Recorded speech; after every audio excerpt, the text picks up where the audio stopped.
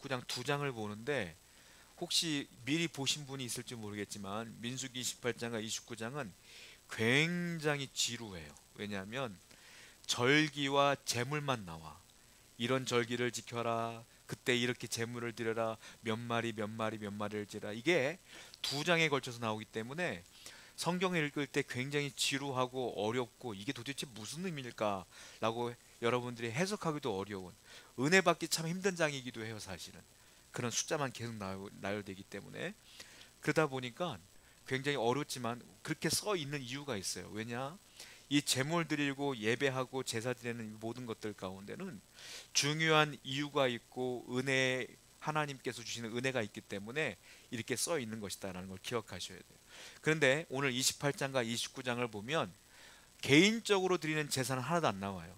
내가 하나님께 어느 날 예배 드리고 싶어서 드리는 제사는 하나도 안 나오고 꼭 반드시 이스라엘 백성이라면 드려야 될 의무적인 정규적인 제물 제사 이것만 나와요.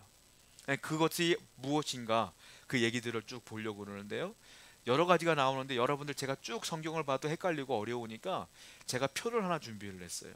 한번 표를 한번 떼어 보시겠습니까? 제가 띈 거 더 멋있게 만들어 놓았네. 첫 번째 28장 1절부터 8절을 보면 요 끝날 때까지 그냥 떼어 놓으세요. 28장 1절부터 8절을 뭐가 나오냐면 상번제라는 게 나와요.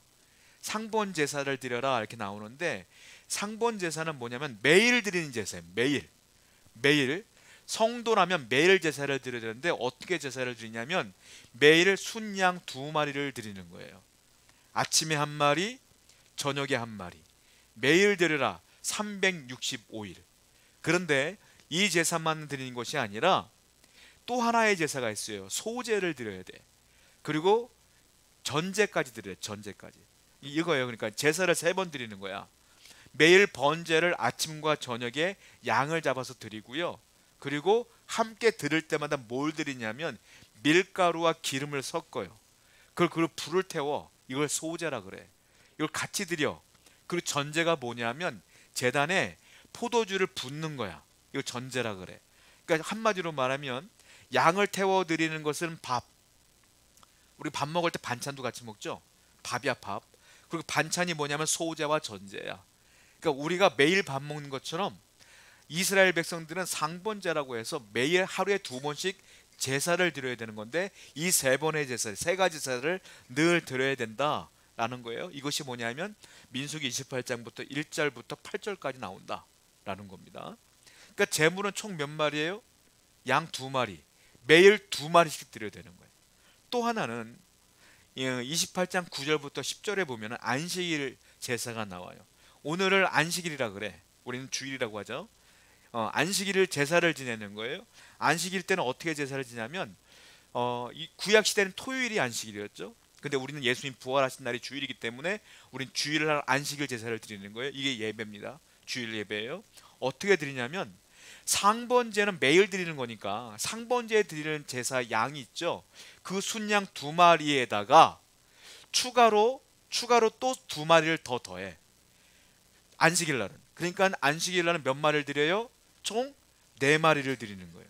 안식일은 양 네 마리를 드린다. 이렇게 보시면 돼요. 자, 그리고 28장 11절부터 15절을 보면 월삭이 나와요. 초하루 제사가 나와. 초하루는 월삭인데 매월 첫째 날 드리는 제사예요. 이거는 의무적으로 드리는 거예요, 다. 이 월삭 예배가 있는데 이때는 뭐가 있느냐면 제물이 숫송아리 두 마리에다가 순양 한 마리 그리고 1년 된 순양 7마리 도합 10마리를 드려요. 그런데 10마리에다가 아까 상번제 때 몇 마리 드린다고 했죠? 두 마리를 더 추가해야 돼. 그러니까 거기다가 두 마리 추가하는 거에다 순념소 한 마리 더 추가하래 하나님께서. 그럼 총 몇 마리냐면 월삭 예배 때는 총 13마리가 돼. 그러니까 매월 초하루에는 13마리를 제물로 드려야 된다라는 거예요. 그리고 28장 16절은 유월절이 나와요. 유월절도 제사를 지내래. 근데 유월절에는 특별히 제사 제물을 추가하지 않고요.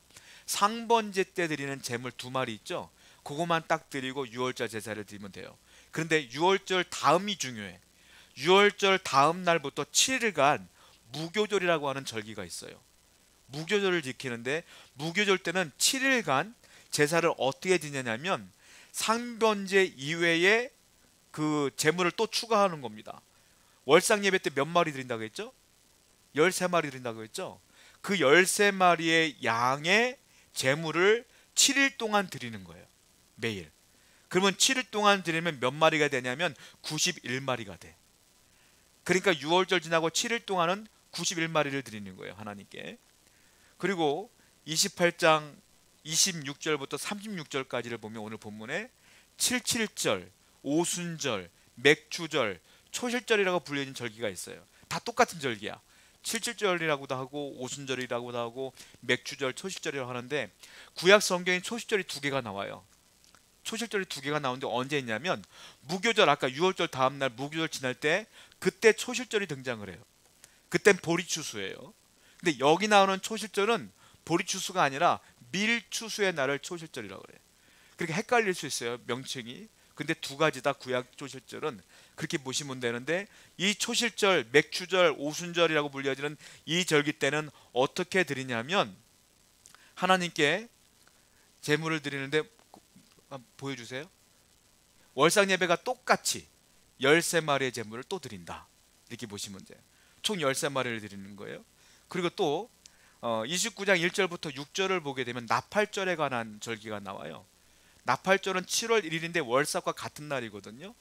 자, 이날은 어떤 제물을 드냐면 월삭 제물 13마리와 똑같이 드리고요, 추가로 나팔절 제물 10마리를 추가해. 그러니까 총 몇 마리예요? 23마리를 드리는 거야. 헷갈리기 시작해요. 엄청나게 드리는 거예요, 양을. 하나님께 드리는 거예요. 그리고 29장 7절부터 11절을 보면 속죄일이라고 해요. 대속죄일 7월 10일 날 있는데, 이때는 1년에 한 번 대제사장이 지성소로 들어갑니다. 지성소로 1년에 한 번 들어가는 거야. 지성소 들어가서 온 이스라엘 백성들과 민족의 죄를 사하는 날인데, 이때는 어떻게 제물을 드리냐면 상번 제물 2마리에다가 순년수 1마리를 추가해서 3마리가 돼요. 거기다가 나팔절 제물 10마리였죠? 추가하면 총 13마리가 돼요. 이날은 13마리를 드리라고 성경에 써 있는 거예요. 제가 이걸 요약해 드리는 거예요. 이게 다 써 있어. 13마리를 드린다라는 거예요. 그리고 장막절 29장 16절부터 38절까지는 7월 15일부터 8일간 지켜요. 장막절 이스라엘 백성들이 절기를 지키게 되는데 몇 마리를 드리냐면, 자, 첫날에는 숫송아리 13마리에다가 순양 2마리, 1년 된 순양 14마리, 총 29마리를 드려요. 근데 상번제 대물 몇 마리? 2마리. 거기다 순양을 또 하나 추가하래. 총 32마리를 장막절 첫날에 드려요. 그런데 6일 동안, 나머지 6일 동안 한 날 한 날 지날 때마다 숫송아지 한 마리씩 빼. 그러니까 둘째 날에는 몇 마리? 총 31마리, 셋째 날에는 30마리, 넷째 날 29마리, 28, 마지막 일곱째 날은 26마리를 드린다. 하나씩 빼는 거야. 8일째 되는 날에는 그렇게 해서 드린다라는 거예요. 그리고 장막절 당일날은 순양 1마리, 1년 된 순양 7마리를 드리면서 하나님께 제물을 드리고 끝나는 거예요. 이게 1년 동안에 드리는 제사예요. 그 제물이야. 장막절만 해도 몇 마리를 드리는지 아세요? 장막절만 216마리를 드려. 일주일 동안에. 1년 동안에 양을 드리는 수가 몇 마리인 줄 아세요? 1273마리야. 저와 여러분들이 하나님께 1년 동안 제사를 지내려면, 됐습니다, 이제 다 듣으면 돼요. 1년 동안 제사를 지내면 총 1273마리의 양을 드려야 되는 거야. 여러분 1273마리 양이 있어요? 이거 이만큼 갖고 있어도 부자야. 이거를 1년 내내 드려야 돼. 언제까지? 평생. 이거는요 최소예요. 최소. 이거는 의무적으로 드리는 예배고요, 자발적으로 드리는 제사도 있어요. 어느 날 내가 죄를 지었어, 스스로 속죄해야 돼. 그 속죄제물을 또 가져가야 돼. 속건제 드려야 돼. 화목제물 드려야 돼. 어떤 사람은 이게 1273마리 다 플러스 해갖고 어떤 사람은 수천 마리를 드리기도 하고요, 많게는 10,000마리 정도 드리는 사람도 있어요. 제물을 1년에 그렇게 드려야 되는 거야. 왜 이스라엘 백성들은 그렇게 많은 제물을 하나님께 드려야만 할까요? 이 계산만 해도 어마어마한 계산이 나오는데, 그리고 이 돈이 얼마야 도대체? 하나님께 이걸 왜 드려야 되느냐라는 겁니다. 자, 여기는 세 가지 의미가 있기 때문에. 첫 번째, 왜 그러냐면 하나님께서 왜 이렇게 제물을 많이 드리라고 하냐면, 하나님은 우리에게 복을 주시는데 어떻게 주시냐면 째째하게 안 주신다는 거예요. 어떻게 주신다? 풍성하게, 차고 넘치게 준다는 의미예요 이게. 왜냐하면 재물을 1273마리를 드리려면 그만큼 있어야 되잖아 우리에게. 그만큼 주시겠다 안 주시겠다? 주시겠다. 하나님께서 그만큼 많은 복을 주시겠다 하는 거예요. 거기에서 최소한의 재물을 너희들이 내게 바쳐라 이 말이에요. 하나님은 항상 우리에게 주시는데 적당히 주시는 게 없어요. 풍성히 주셔요. 구도새처럼 주시는 게 아니야. 아까워하지 않아. 풍성히 주셔요. 얼마나 큰 걸 주는지 아세요? 예수님 당신의 아들도 줬어. 예수를 믿는 사람들에게는 늘 풍성히 주신다고 약속했다는 거예요. 1년에 1273마리를 드리려면 이거 10분의 1로 따지자면 10년, 1년에 12만 마리 정도를 내가 벌어들여야 1200마리를 드릴 수가 있는 거예요. 40년 동안 이스라엘 백성들은 힘든 세월을 보냈어요. 그때마다 하나님께 부르짖었어요. 뭘 달라고 했어요? 배고프니까 고기 달라고 했어요. 그때 하나님께서 메추라기를 주는데 째째하게 한 사람당 한 마리 주지 않아.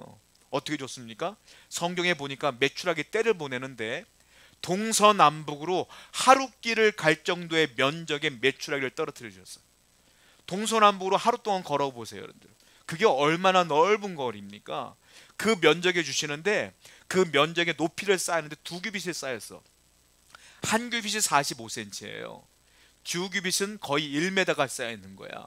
메추라기가 동서남북 우리가 하루길을 갈 정도의 면적에 높이가 1m 정도가 쌓일 정도로 메추라기가 많으니까 이스라엘 백성들이 한 마리 먹는 게 아니라 그냥 바구니를 퍼가서 먹었다고. 하나님은 복을 주시는데 그렇게 많이 복을 주셨어. 그렇게 먹고서도 어떻게 했어요? 불평불만을 했어요. 이스라엘 백성들이. 그래서 어떻게 했어요? 거기서 사람들이 고기 먹다 죽었지. 거기는 뭐라고 그랬습니까? 기브롯 핫다와. 우리가 민수기 11장 봤을 때 이미 찾아봤어요. 기브롯 핫다와는 탐욕의 무덤이란 뜻이에요. 하나님은 주실 때 이렇게 풍성히 주신다. 근데 그 사람들은 원망함으로 다 죽었어요. 성지순례를 가면 기브롯 핫다와를 간대요. 거기 가보면 분봉들이 이렇게 있대요. 그 사람들 설명에 의하면 여기가 기브롯 핫다와인데 그때 죽은 사람들 분봉입니다 라고 말한다는데 그건 사실인지 아닌지 모르겠고, 여하튼 거기에 그만한 하나님의 복이 있었음에도 불구하고 원망 불평해서 다 죽었다 이 말이죠. 하나님은 주실 때 그렇게 풍성한 복을 주신다라는 거예요. 질문 하나 해볼까요? 사람들은 그렇게 질문해요. 아니 1273마리라는 재물을 내가 어떻게 드려요? 하나님 욕심도 많네. 제가 아까 서두에 말씀드린 것처럼 여러분 이렇게 생각해 보면 어떨까요? 여러분들 만약에 11조를 여러분들이 드리는데 하나님께 100만 원 드리고 싶어요? 1억 드리고 싶어요? 얼만큼 드리고 싶어요 여러분들? 1억 드린다는 건 내가 한 달에 얼마 버는 거예요? 10억 버는 거예요. 100만 원 번다는 건 내가 한 달에 1000만 원 버는 거야. 여러분 이건 물어보나 말아야 10억 벌고 1억 드리는 게 낫지. 1273마리 준 하나님께 바치라는 건 12만 마리 이상 준다는 소리야 하나님께서. 그러니까 하나님께서 복을 주신다 안 주신다? 엄청나게 주신다 이 얘기 아니겠어요? 근데 하나님께서 하나님께 달라는 것만 생각하고 주실 것들은 보지 않으니까 늘 원망하고 불평하는 건 아니겠느냐. 하나님을 얘기할 때 주실 때 항상 풍성하라는 단어를 늘 쓰십니다. 성경을 볼까요? 하나님을 사용하는 단어 가운데 풍성함이 늘 표현되어 있어. 에베소서 2장 4절입니다. 시작. 하나님은 풍성하신 분이다. 또 디도서 3장 6절입니다. 시작. 성령을 주시더라도 풍성히 주신다. 풍성하다. 또 디모데전서 1장 14절입니다. 시작.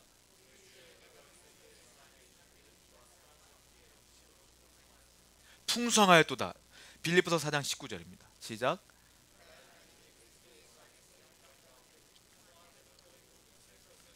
너희 모든 쓸 것을 채우시는데 어떻게 주신다? 풍성히 주신다. 이거예요. 또 고린도후서 9장 10절 보세요. 시작.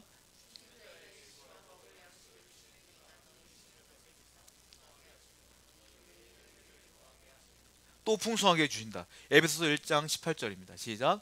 너희 마음의 눈을 밝히사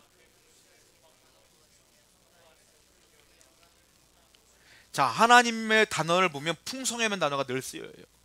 여러분들이 하나님께 달라고 기도할 때 하나님이 응답 주신다면, 하나님이 주시려고 마음만 먹으시면 적당히 안 주셔요. 풍성히 주신다. 하나님은 늘 풍성히 주시는 분이다 라고 성경에 써 있다는 겁니다. 그러니까 하나님이 이렇게 재물을 많이 바쳐라 이 말은 내가 그만큼 많이 주겠다 이 말. 그러니까 그것도 못 믿고 이것 때문에 불평불만하면 어떻게 돼요? 기브로 갔다와처럼 우리의 삶에 풍성함이 사라지는 것이죠. 그러니까 항상 하나님께 드릴 때 풍성함으로 드리겠다 하고 결단하고 그 마음과 믿음으로 살아가야 하나님의 더 많은 것들을 주시지 않겠느냐, 이런 의미가 이 성경에 써 있는 것이다라는. 두 번째, 이 민수기 본문에서 우리는 뭘 깨달아야 되냐면, 그만큼 많은 제사와 많은 제물은 무슨 뜻이냐면, 너희가 나를 만나려면, 나와 교제하려면, 나와 함께 하려면 그만한 대가가 있어야 된다 이거예요. 저와 여러분들이 하나님 만나려면 그만한 대가가 있어야 돼요. 하나님께 응답받는 게 쉬워요? 하나님 만나는 게 쉬워요? 죄 용서 받는 게 쉬워요? 쉽지 않은 겁니다, 여러분. 그만한 대가가 필요한 거예요. 그만한 피가 필요한 거고 그만한 재물이 필요한 거예요. 이 재물에는 두 가지 의미가 있어요. 무엇이냐? 첫 번째, 하나님께 나가는데, 우린 죄인이에요. 죄인이 하나님께 나갈 때는 그냥 나갈 수 없어. 뭐가 필요하냐? 반드시 피 흘림이 필요하다. 그래서 양이 필요하고 순염소가 필요하고 순양이 필요한 거예요. 그래서 하나님께 나갈 때는 늘 재물이 필요한 것이다. 피가 있어야 돼. 그만큼 많이 나가려면, 많이 하나님께 응답받으려면 많은 피 흘림이 있어야 된다. 그 재물이 중요한 겁니다. 두 번째, 무슨 말이냐면, 재물을 번제로 드리는데 다 불태우거든요. 불태운다는 건 어떤 것이냐면, 어떤 의미냐면, 내 삶을 온전히 불태워 드리듯 하나님께 헌신하겠습니다라는 의미가 있는 거예요, 제사에는. 그러니까 제사를 지낼 때는 반드시 하나님께 나갈 땐 대가가 필요한데, 그 대가가 피 흘림이다. 나 대신 이 재물이 죽는 거야. 그 또 하나는, 내가 하나님께 재물이 불타오르는 것처럼 내 삶을 주님께 헌신하며 드리겠습니다 라는 각오와 결단이 예배라 이거예요. 그것이 제사다. 이 두 가지 의미가 있어야 된다는 거예요. 자, 구약엔 그랬어요. 신약에 넘어오면서 우리가 짐승을 갖고 재물을 갖고 제사를 드리느냐? 그렇진 않아요, 지금은. 그 두 번째 의미가 있잖아요. 헌신의 의미. 그 헌신의 의미도 없어졌느냐? 그렇진 않다. 두 가지 다 살아있는 거야, 의미가. 일단은, 자, 여러분 생각해 볼 때 우리가 생각해 봐요. 하나님께 헌신하지 않고 내 맘대로 살아간다? 여러분들이 하고 싶은 일만 하고, 교회 일을, 말씀하시는 것, 하나님의 영광을 드러내는다 하나도 신경 쓰지 않고 내 맘대로 살아간다? 여러분들이 하나님께 받은 은혜가 얼마나 큰데, 내 맘대로 살아가고 헌신하지 않는다는 건 배은망덕한 일이죠. 내가 하나님의 은혜로 구원받은 사람인데 내 맘대로 산다는 건 은혜를 기억하지 않는 배은망덕 아니겠습니까? 그러니까 하나님께 반드시 성도는 헌신하며 살아가는 것이 지극히 당연한 것이에요. 하나님께 예배하러 나갈 때도 반드시 피 흘림이 있어야 되는 것이고, 대가가 있어야 되는 것이고, 내가 이 땅을 살아가는데도 반드시 하나님께 헌신하며 살아가는 건 지극히 당연한 것이다 라는 거예요. 그런데 오늘날 번거롭게 여러분이 양을 끌고 오진 않아요. 제물을 드리진 않아. 1년에 1273마리라는 제물을 하나님께 드리진 않아요. 왜냐? 하나님께서 우리를 배려해 주신 거야. 어떤 배려를 줬어요? 이제 내가 피 흘림 하나만 되겠다. 내 아들 줄게. 내 아들이 양이 되고 소가 되고 순염소가 되어서 너희들에게 대신 피 흘려줄게 해서 예수님이 이 땅에 와서 그분이 돌아가심으로 말미암아 이제 우리는 양을 끌고 오지 않아도 돼. 이제 그분을 그냥 믿으면 돼. 그분이 우리의 양이 된 거야. 어린 양이 된 거야. 정말 희생제사를 통해서 우리가 다 모든 것들이 해결된 것이다 라는 거예요. 보세요. 베드로전서 3장 18절입니다. 시작.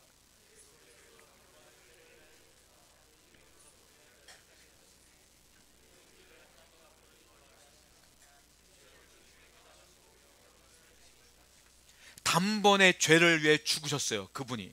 그래서 우리는 이제는 더 이상의 양을, 염소를, 소를 잡을 필요가 없고, 그분이 이미 제사를 지냄으로 끝났으니까 이제 예수 그리스도를 믿으면 된다. 그러니까 이 사순절 기간에 우리는 늘 무엇을 기억했냐? 십자가의 공로를 기억해야 된다. 그게 얼마나 감사한 일이냐는 거예요. 여러분들이 매일매일 상번제 드리지 않아도 돼. 매일매일 안식일 때마다 양 4마리 끌고 오지 않아도 된다고. 이제는 예수님 믿으면 다 구원받게 되었다. 이것이 얼마나 큰 은혜인데, 사람들이 원망하고 불평하고 살 수 있겠냐는 거예요. 감사할 일이 얼마나 많은데 말이죠. 자, 성경을 또 보겠습니다. 히브리서 9장 12절입니다. 시작. 염소와 송아지의 피로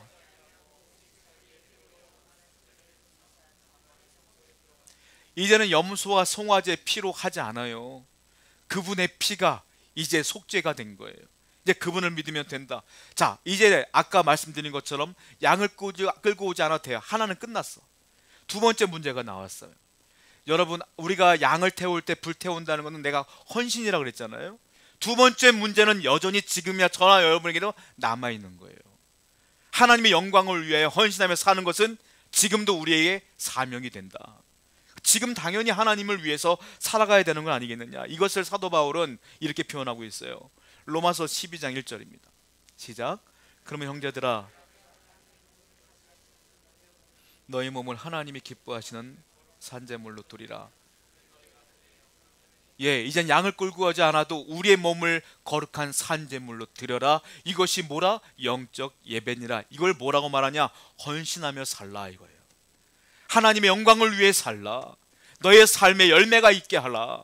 이것이 사도 바울이 우리에게 당부한 얘기고 여전히 이 이야기는 살아있는 거예요. 우리는 그러므로 하늘나라 갈 때까지 주님을 위하여 예배하며 기도하며 말씀에 순종하며 헌신하며 전도하며 살아가야 될 의무가 있다라는 거예요. 이렇게 살아야 된다는 거예요. 누가복음 9장 23절 볼까요? 시작. 또 물에게 이르시되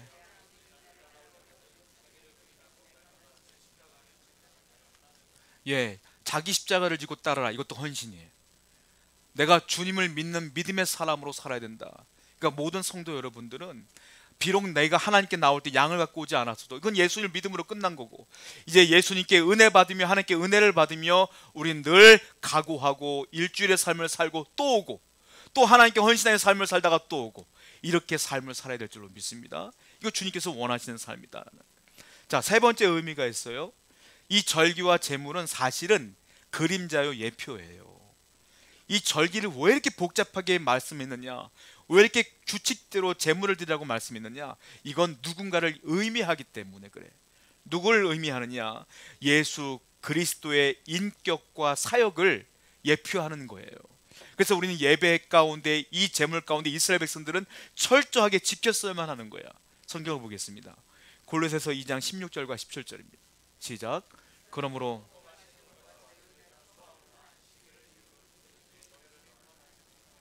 이것들은 장래일의 그림자이나 몸은 그리스도의 것이다.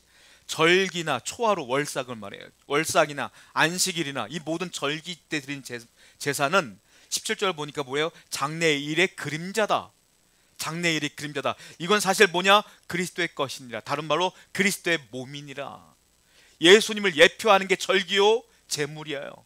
그러니까 이 모든 것들을 철저하게 지킴으로 예수님께 신약에 넘어오면서 이제 우리는 철저하게 예배자로의 삶을 살아야 된다. 이 얘기를 쭉 하고 있는 것이다 라는 거예요. 자, 예를 들자면 상번제, 매일 드리는 상번제는 어떤 의미가 있는 거냐면 모든 인간은 매일매일 죄를 져요. 모든 사람들은 죄를 져요. 여러분들은 무의식적으로 죄를 져요. 그러니까 상번제는 매일 아침과 저녁에 제사를 드리는 거잖아요. 그러니까 이게 무슨 말이냐면 내가 상번제는 내가 지은 죄를 하나님께 용서받는 행위다. 늘 기도함으로 용서받으셔야 돼. 그래서 회개하는 삶을 얘기하는 것이 상번제다. 지금은 상번제를 안 드리지만 우리는 늘 회개의 삶을 살아야 되는 거예요. 이게 그런 의미라는 거예요. 월삭 제사는 뭐냐면 한 달을 첫날을 드리는 건데 내가 지나온 한 달을 회개하는 거예요. 그리고 앞으로 살아갈 한 달을 하나님께 맡기는 거예요. 그러니까 그런 제사를 지내는 의미가 있는 거예요. 그러니까 여러분들은 매월 첫날이 되면 지난 달을 되돌아보고 그리고 살아갈 한 달을 기대하며 소망하며 기도하며 살아야 된다. 이런 의미라는 거예요. 안식일은 뭡니까? 안식일은 말 그대로 안식하라 이런 의미예요. 일주일에 얼마나 치열하게 죄 가운데 거했어요 여러분들이. 오늘 교회에 와서 은혜 받으며 내 영혼을 안식하는 날이 안식일이야. 그리고 저 천국의 영원한 안식을 소망하는 날이 안식일이야. 그러니까 이 주일날을 거룩하게 지키며 이 마음에 평안을 얻고 힘을 얻고 돌아가라. 이게 안식일 제사다. 이 얘기예요. 자, 성경을 볼게요. 마태복음 11장 28절입니다. 마태복음 11장 28절 없어요? 네. 제가 한번 읽어볼게요. 수고하고 무거운 짐진 자들아 다 내게로 오라. 내가 너희를 쉬게 하리라. 이거에 하나님의 안식 준다는 말이거든요. 그러니까 주일날 하나님의 은혜 가운데 안식하라 이 말이에요. 또 하나 요한복음 1장 29절 6월절에 나와요. 읽어보겠습니다. 시작.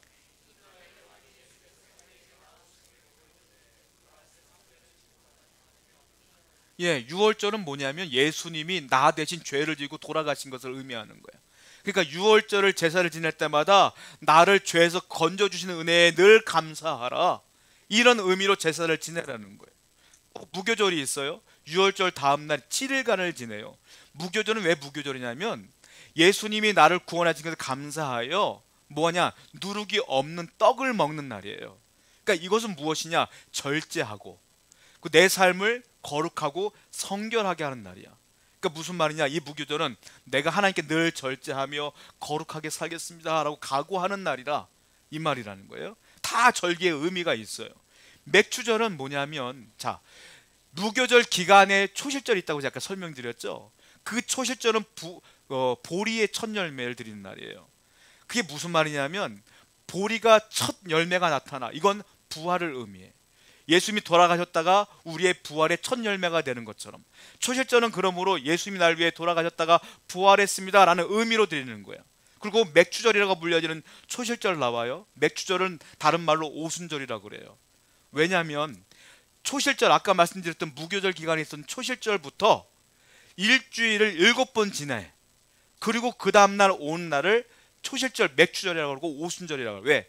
7 곱하기 7은 몇이죠? 49. 그 다음 날은 뭐예요? 50일. 그래서 오순절이라고 그래, 맥주절을. 그날을 뭐냐면 미래 추수날이라고 그래. 근데 오순절날 중요한 사건이 있었어요. 뭐였죠? 성령님이 이 땅에 오신 날이 오순절이야. 이게 무슨 말이냐, 초실절은 예수의 부활을 의미한다면 오순절은 성령이 이 땅에 오심으로 내 영혼을 추수하는 날이야. 그러니까 내 영혼을 걷어가시는 날, 내 영혼에게 풍성함을 주시는 날, 그러니까 미래 내가 하나님께 나아가는 날을 기대하라, 이런 말로 절기를 주시는 것이다. 나팔절은 뭐냐면, 나팔절은 전반기가 끝나고 후반기가 시작돼. 그러니까 전반기의 은혜를 기억하며 후반기를 바라보는 소망을 품어라 라는 뜻으로 주시는 거고요. 신약에 보면 나팔을 분다는 건 예수님이 재림 때 나팔을 불어요. 그러니까 언제냐, 내가 재림을 기대한다 라는 의미로 절기를 지내라 라는 뜻으로 나팔절이에요. 대속죄일이 있어요. 속죄일은 개인의 죄뿐만이 아니라 민족의 죄까지 용서받는 날, 이런 거예요.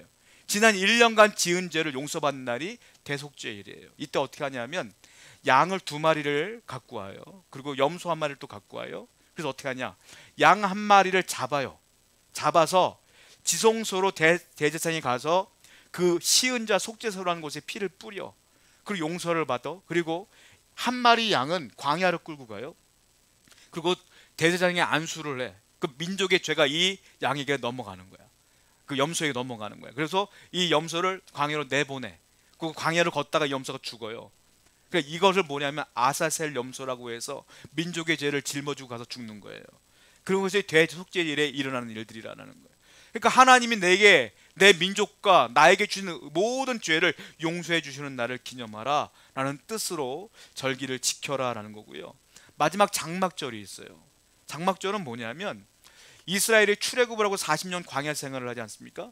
그리고서 이제 장막절 기간이 뭐냐면 곡식을 걷어들이고 과일을 걷어들이고 모든 것들을 다 추수한 후에 자기 집 앞에 장막을 하나 쳐, 마당에 텐트를 하나 치고 8일 동안 온 가족이 거기서 먹으며 살아요. 왜냐? 광야 생활을 기념하는 거야. 하나님께서 40년 동안 우리를 얼마나 귀하게 여겼으며 먹을 것이 없는 광야에서 먹이고 입혔는가. 8일 동안 거기서 먹고 마시면 뭘 하냐? 하나님의 은혜를 기억하는 절기야. 기억하라. 이게 장막절이다. 이게 다 뭐하고 연결되냐면 하나님과 예수 그리스도에 연결되어 있는, 전부 다 이것은 예표요, 이 모든 것들을 완성하신 분은 예수님이다 라는 거예요. 하나님이 요구하는 건 뭐냐면 내가 너에게 준 은혜를 제발 좀 기억하라 이거예요. 기억하라. 이 절기를 통하여 좀 기억하라. 매일매일 잊어먹으니까 기억하라. 매출하기를 그렇게 많이 줬는데도 불구하고 원망하니까 좀 기억하라. 이 절기를 통하여 기억하며 제물을 드리며 기억하고 제사를 지내며 기억하고 좀 나를 위해 헌신하며 살아라. 은혜만 받지 말고, 이런 뜻으로 절기를 하나님께서 말씀하신다라는 거예요. 여러분, 오늘도 우리가 사순절 기간을 지내며 하나님의 은혜를 기억하는 여러분들에게 축원드립니다.